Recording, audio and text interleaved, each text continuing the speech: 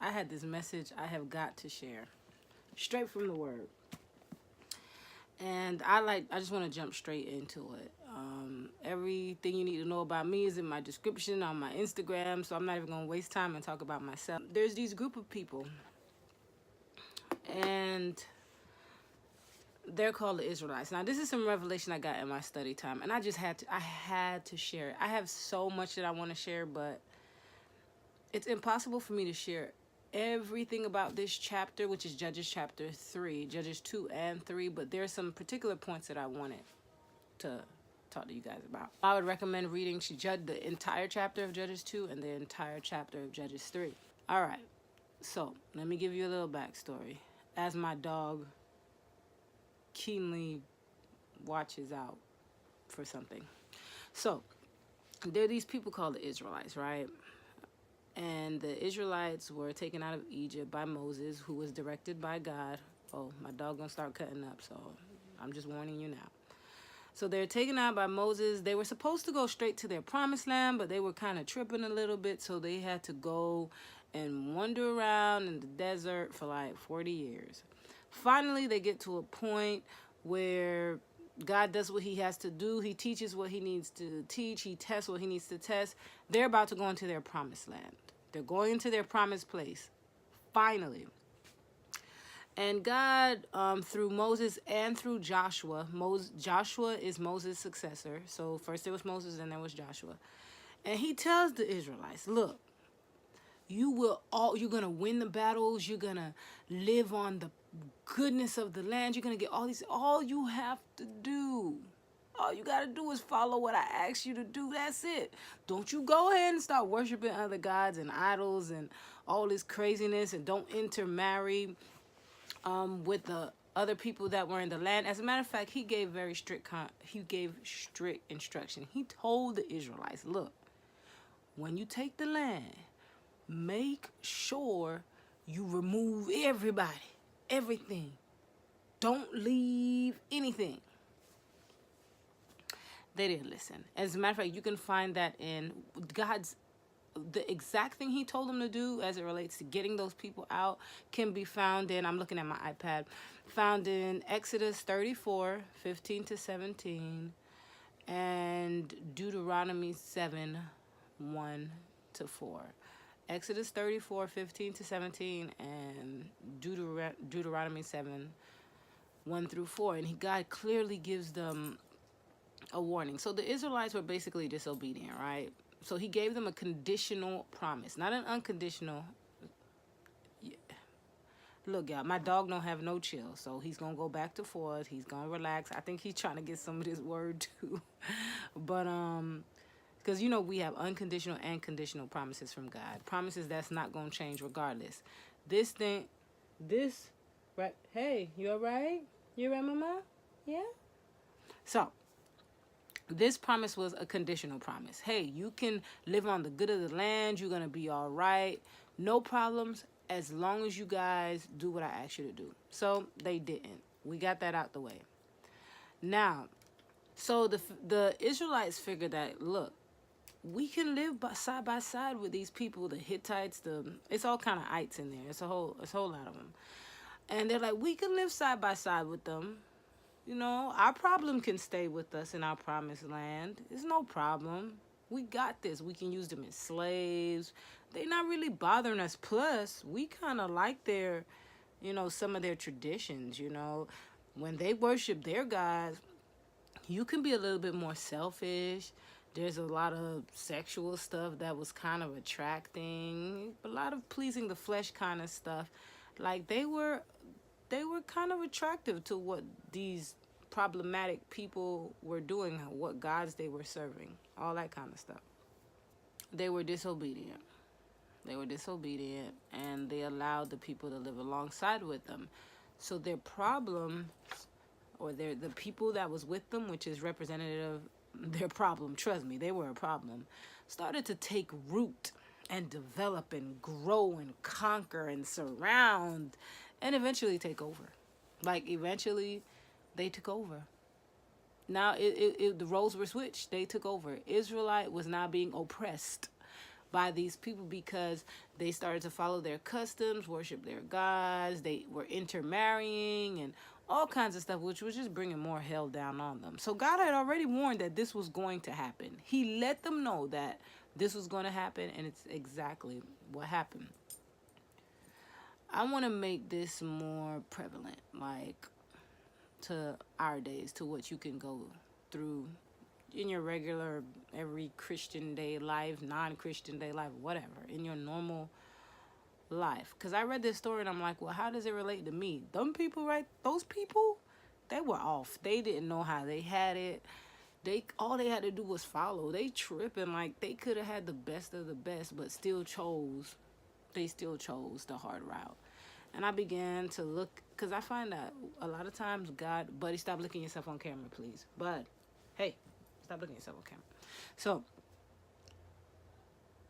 what I found is that a lot of things that we would judge people in the word from, we ourselves doing the same exact thing. So this is a question that I ask myself. You can ask yourself the same thing.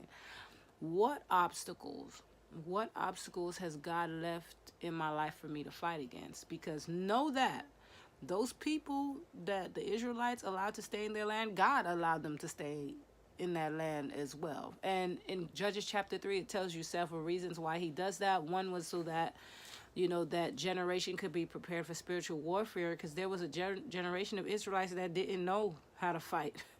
They had to fight to get their promise.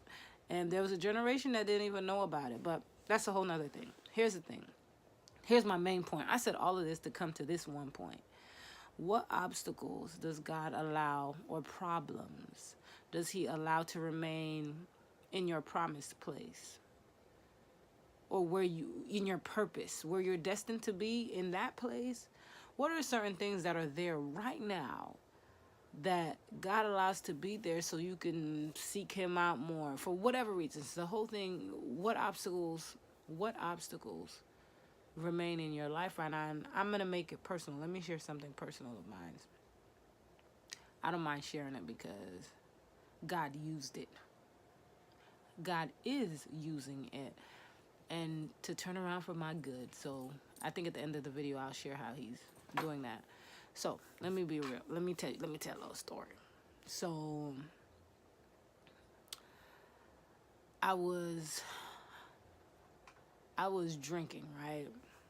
I had this thing where I would come home from work, come home from practice, because I play basketball, whatever.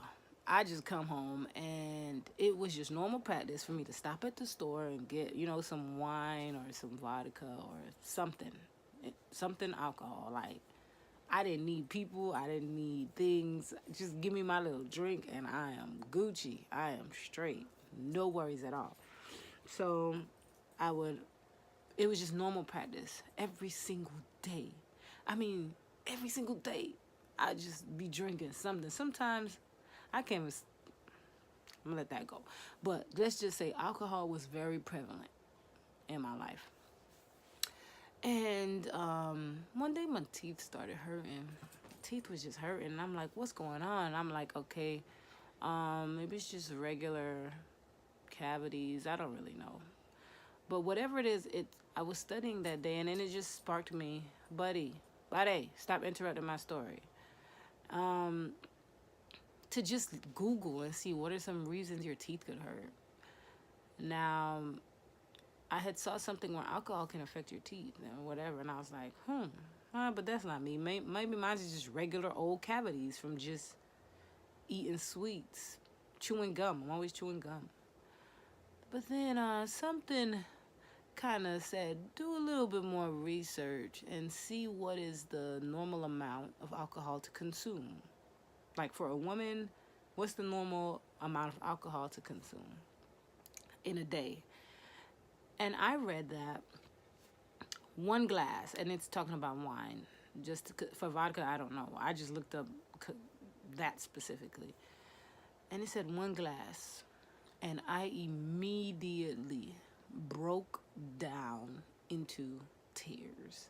I broke down because it said that it was normal to only drink one glass a day and no more than 8 in a week. And I was drinking like 1 to 3 bottles in a day. 1 to 3 bottles in a day. And the crazy thing is I didn't even realize that it was a problem. It's like I wasn't doing anything crazy. I was just drinking. I don't know. It just didn't really bother me like that. But when I saw that, I realized, oh my goodness, I think I might have a problem. Oh my goodness, I think I might have a problem. And I began to break down, and I was like, God, why? What? And then I had to pause. Now, God had warned me several times before that, I'm not saying anything is wrong with alcohol, whatever, but for me, that it couldn't go into my promised place. And this is the connection to the story. I know it took me like forever to get here. The connection that I made with this whole Israelite story and them, they kind of tripping out.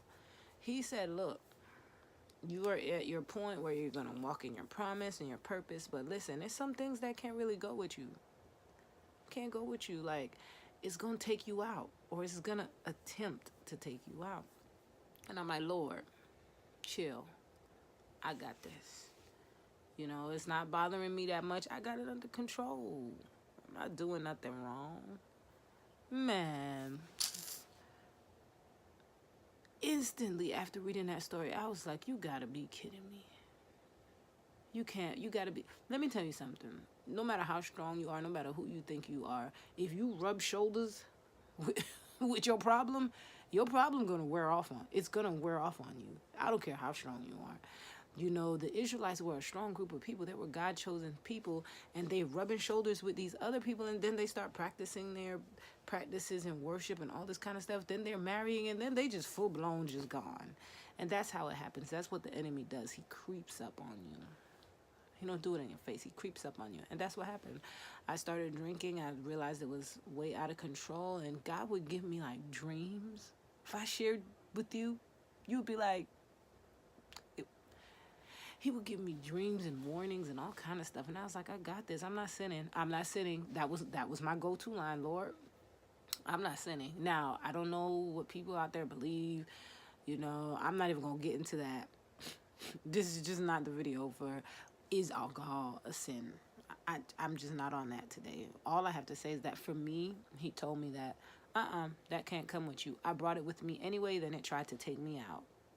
I mean, the thing tried to take me out. I couldn't do anything without drinking first. Like, it was just my thing. It was just my thing.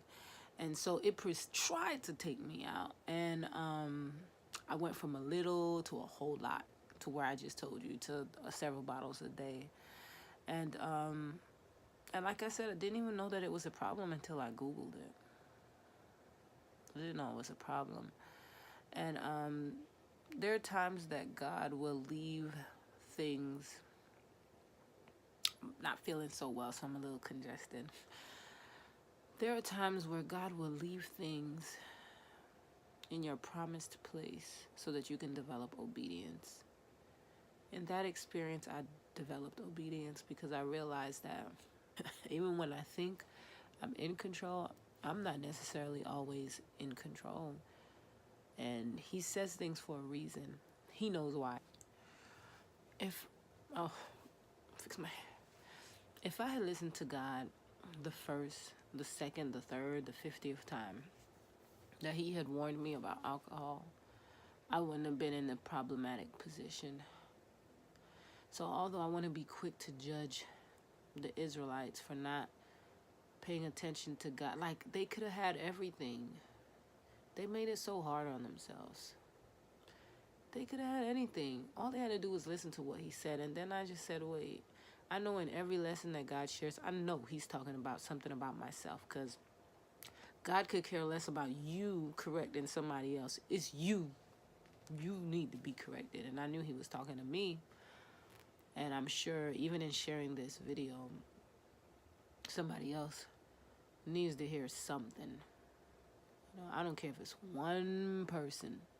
I don't care. Wait, where my camera lens at? I don't care if it's one person. God has a word for you, and it's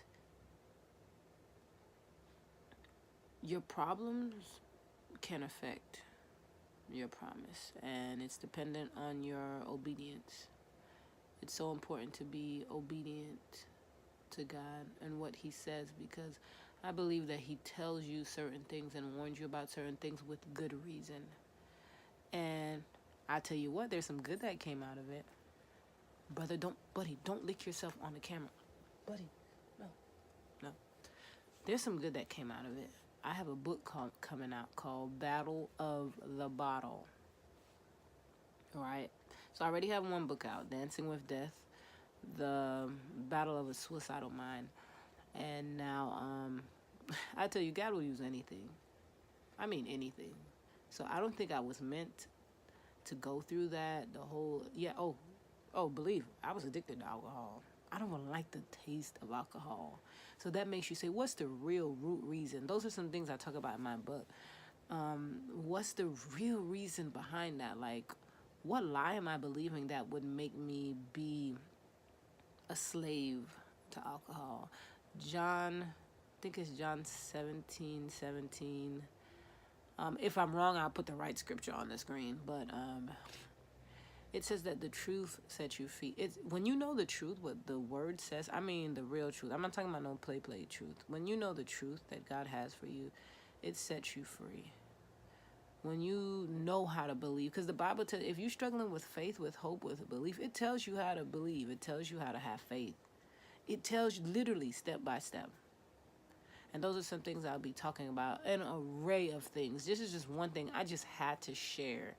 I had to share it to let you know that problems and promise, now they can live side by side, but they don't have to. They don't have to. I don't know what conditional promise God has given you in your life, but know that it's in your obedience. It's in your obedience that you get to walk in a prosperous place, in a purposed place. So may you find something in this little word. Find something that can help you, that you can, hold on to. Again, I'll put all the scriptures in the description. Go ahead, subscribe. What do people say again? They say like, subscribe. It's really sad. Like, subscribe, and turn on the little notification thing. I would point to the screen, but I don't know where it is. So let me just cover everything. I don't know where it's at. But subscribe, like, get the notifications. So may you be blessed. May you find something in this. May you stay encouraged and know that you don't have to be a slave to sin, a slave to anything. There's a freedom in knowing that God has your back, literally. You don't worry about anything, like nothing. It doesn't faze you. Have a good day, morning, night, whichever one you're in. If you're watching this on YouTube, awesome. If you're watching this on Facebook, blessings. And remember, you can make America, no.